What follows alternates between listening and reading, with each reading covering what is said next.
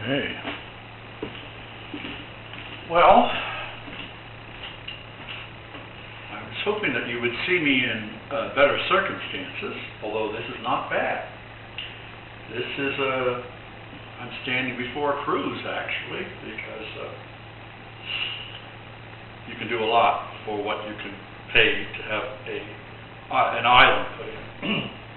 However, I was going to restage this presentation that I had given this past Sunday at St. Michael's in Yakima. Maybe Photoshop a congregation and put in a laugh track. But that wasn't going to happen easily. This is the easier, softer way. And perhaps at best, my preaching can be for you a trip to the kitchen more than a trip to the mountain. It was the fifth Sunday in Epiphany Tide, year A. The gospel was the gospel from Matthew on salt and light. And the first lesson was the continuation of Isaiah with regard to the restoration of Israel and sacrifice. Not unlike many congregations, one that I saw the profile to this past week, invited the candidate considering life with this congregation to be able to engage in the systematic effort to reach out to young people in the surrounding community and to lead the congregation in a revision and rejuvenation of their programs as necessary. It also asked that that candidate value their people, their music program, their traditions that have been important to long-term members, and to value and minister to the pastoral needs of the faithful. Now, if you're faithless or unfaithful, perhaps I would not be able to minister to you according to these parameters.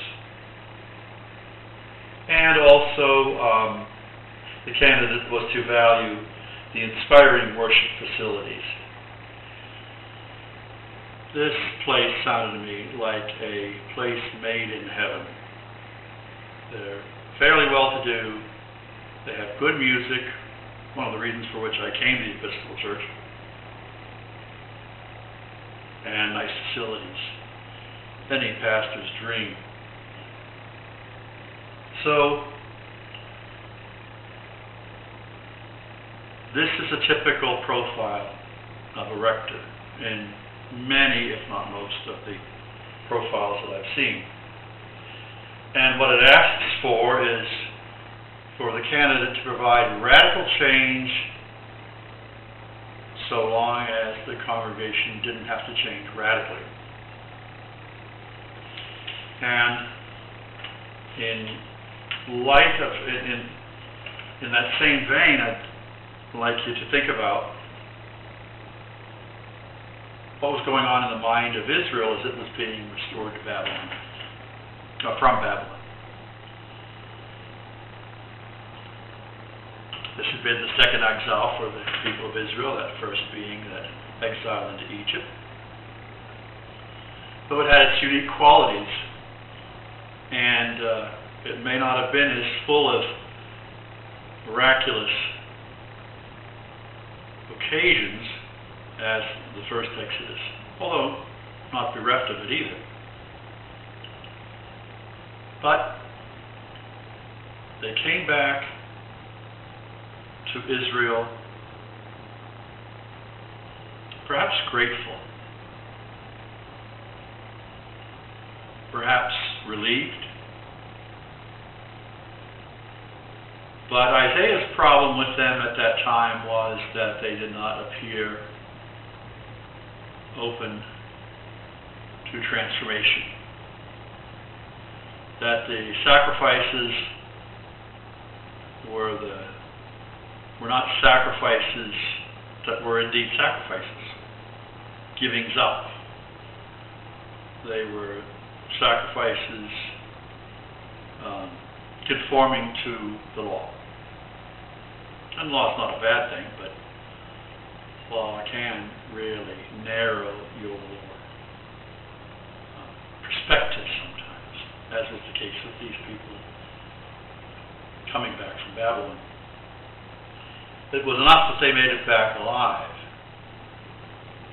And there again, it was also perhaps somewhat awkward because for many, the gifted people that found themselves in Babylon basically weren't any more oppressed than anybody else in Babylon at that time. If they were, it wasn't reported. So they were leaving a familiar place, even though it was a place of exile for them, for the unknowns of the place to which they were returning. And that is very much the situation I think we find ourselves in as we come to church and to worship each Sunday, that if the Spirit is doing its work within us, our place of worship is nothing else becoming a place more and more, as we say, curiouser than familiar. New people come through the door, situations change, old-timers die.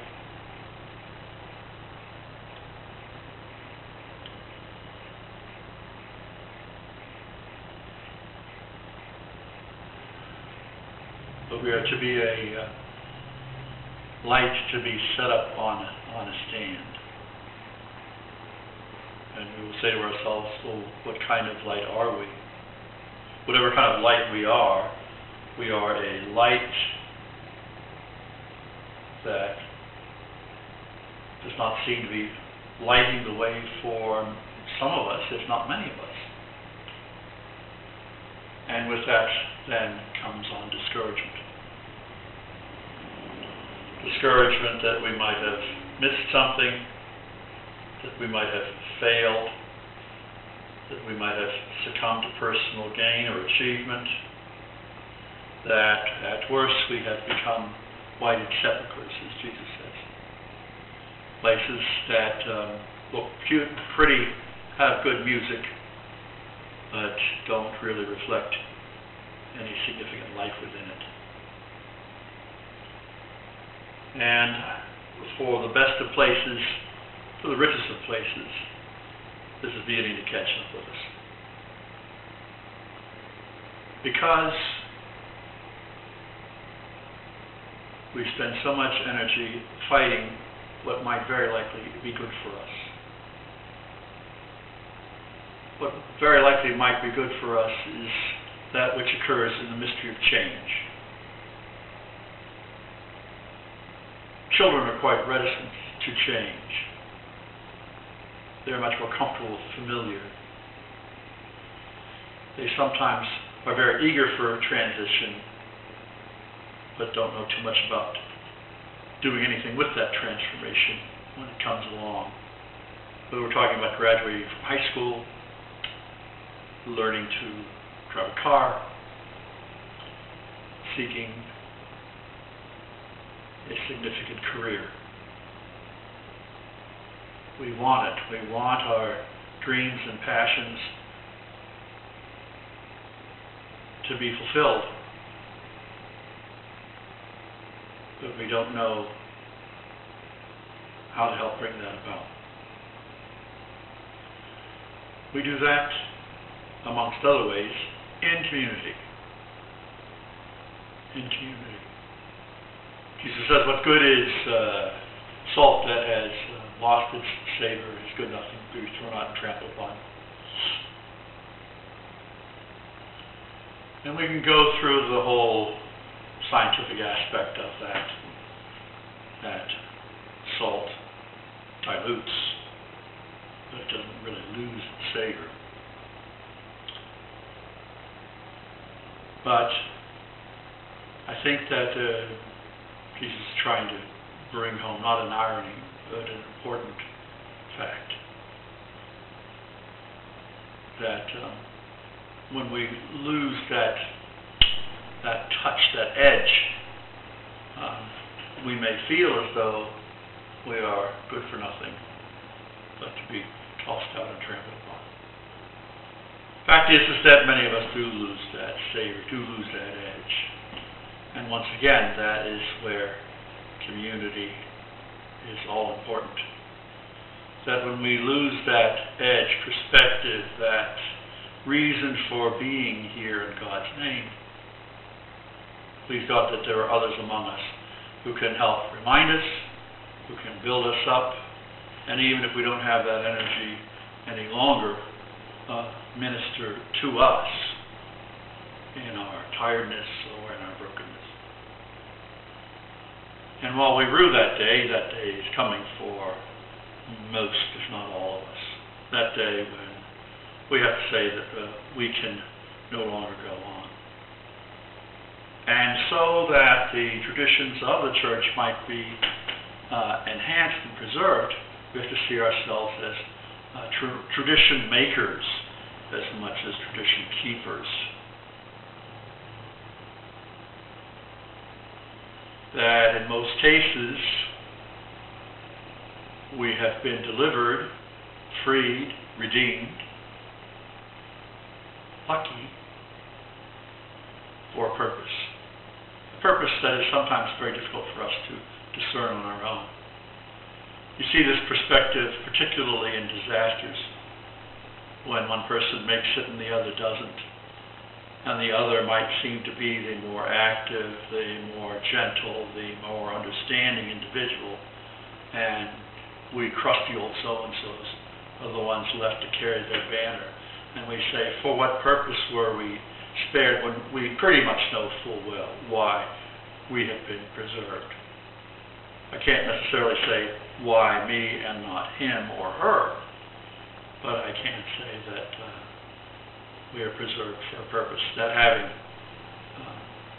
seen the fickleness of life, that we can be agents of meaning and caring and vision and passion to a world so desperately in need of it.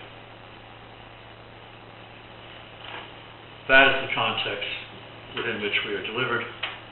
That is the context for which we are called to be lights placed on top of a bushel to so shine.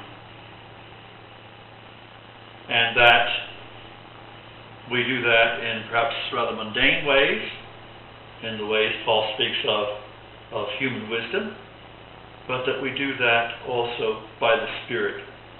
Interpreting spiritual things to those who are spiritual. Interpreting things. And sometimes interpreting things means affirming, recognizing, and confirming our unknowing and our need for community in the midst of that unknowing.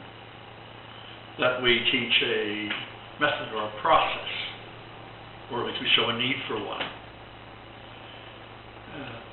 That's the purpose. Not so much there again that we can be heard or that we can be understood, but that we can be observed. And that's awkward for the church because there again, we mess up. We think that our mess-ups are incalculable and irretrievable and beyond redemption. But that's pride. That's pride.